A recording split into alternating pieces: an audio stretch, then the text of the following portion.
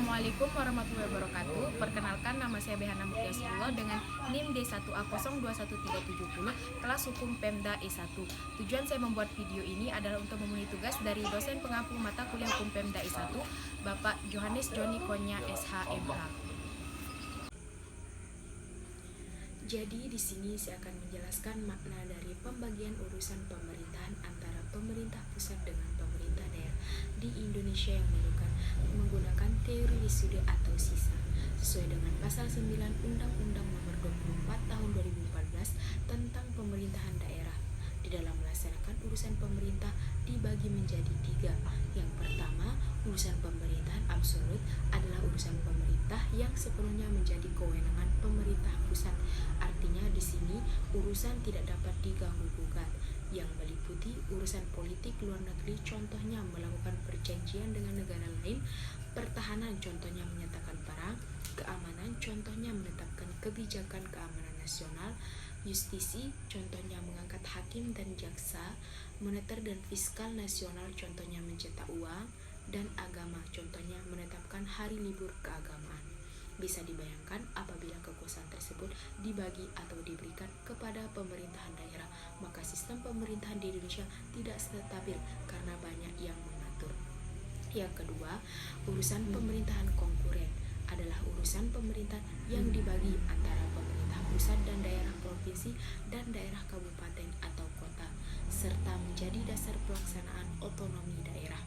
Yang menjadi kewenangan daerah terdiri atas urusan pemerintahan wajib dan urusan pemerintahan pilihan, di mana urusan pemerintah wajib itu lagi terdiri atas urusan pemerintahan yang berkaitan dengan pelayanan dasar dan tidak pelayanan dasar.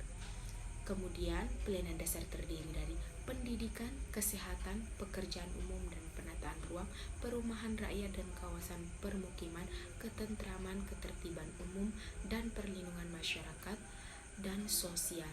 Sedangkan urusan pemerintahan yang tidak berkaitan dengan pelayanan dasar yaitu meliputi tenaga kerja, pemberdayaan perempuan dan perlindungan anak, pangan, pertanahan, lingkungan hidup, administrasi kependudukan dan pencatatan sipil, pemberdayaan masyarakat dan desa, pengendalian penduduk dan keluarga berencana, perhubungan, komunikasi dan informatika, koperasi usaha kecil dan menengah, penanaman modal, kepemudaan dan olahraga, statistik, persandian, kebudayaan, perpustakaan, dan kearsipan.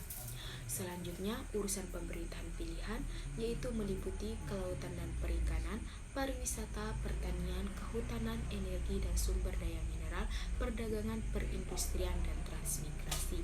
Yang terakhir, urusan pemerintahan umum adalah urusan pemerintahan yang menjadi kewenangan presiden sebagai kepala pemerintahan yang telah diatur dalam pasal 25 ayat 1 dalam hubungan kewenangan antara pusat dan daerah sebagaimana yang diatur dalam Undang-Undang Nomor 23 Tahun 2014 dapat ditarik konsep otonomi seperti apa yang dianut.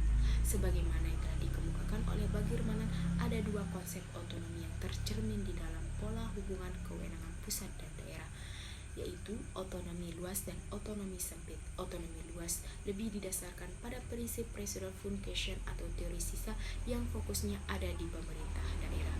Artinya, otonomi luas berlaku bila segala urusan pemerintahan menjadi kewenangan daerah selain yang ditentukan oleh pusat. Sedangkan otonomi dikatakan terbatas bila urusan-urusan rumah tangga ditentukan secara kategoris dan pengembangannya diatur dengan cara-cara tertentu pula. Pengawasan dilakukan sedemikian rupa sehingga daerah otonom kehilangan kemandirian untuk menentukan secara bebas cara-cara mengatur dan mengurus rumah tangga daerahnya. Sekian dan terima kasih. Mohon maaf apabila ada kesalahan. Wassalamualaikum warahmatullahi wabarakatuh.